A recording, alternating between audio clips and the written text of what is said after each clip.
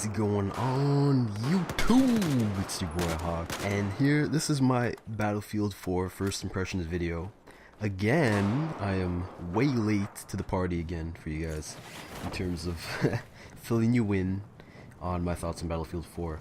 Now let me just get it started by saying Battlefield 4 is a whole different experience from Battlefield 3.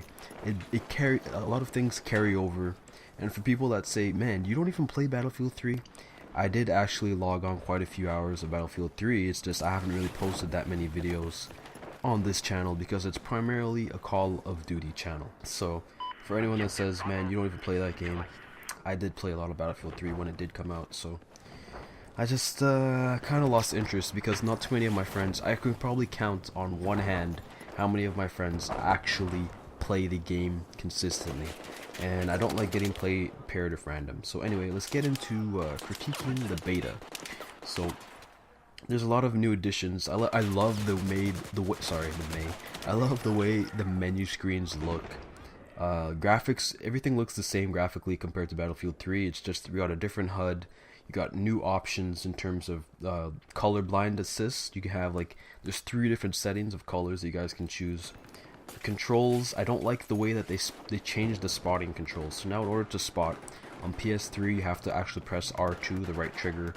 And I kept on bringing up the menu. In some of my gameplays, you'll see, if I post any more videos about Battlefield 4, you'll see I keep bringing up the battle log menu because I keep pressing the select button thinking that it spots. And they did actually add in a lean in, lean out feature, which I accidentally activated in a gunfight that you guys will see later on. So that's something that was unexpected, but overall, playing, I think it was Conquest on the Siege of Shanghai map, which is one of the only ones that they did. They have Domination, Conquest, and they actually added the new Obliteration game mode. And we know the beta is going to be closing up in actually a few days if it hasn't already. If you guys are watching this video and the beta is already closed, then I posted this way too late. But anyways, one thing that I'm going to have to say right away and let you guys know is that in terms of gameplay, Battlefield 4 didn't really wow me. It didn't really have that factor that I thought, this is the game that I have to get. And one reason, now I'm not knocking the game at all in a sense that there's nothing else on the market right now that will allow you to do the kind of things that you can do in Battlefield 4. There's so many things. It's actually amazing that they could pack so many features into one disc only. The fact that you can drive helicopters, jets, boats, tanks, Humvees, motorcycles, all these different things. Massive maps, 12 versus 12 on consoles, and there's so many different things you can do. But the thing is, depending on the game mode, it is very slow paced, and when it is a TDM or smaller mapped game mode, it's just so chaotic in terms of spawns, in terms of just getting, it's not fun when you're playing against so many people in one small highly concentrated area. It's not really fun because it's just die, respawn, die, respawn, die, respawn. And not to say that Call of Duty isn't the same thing in the smaller maps, like say Nuketown 2025 or say a Dome on MW3, but it's just not everything that I expected it to be. Now, so what I'm going to say is that I'm probably not going to buy it on the PS3 because I've actually committed to buying the hardened edition of Call of Duty Ghosts.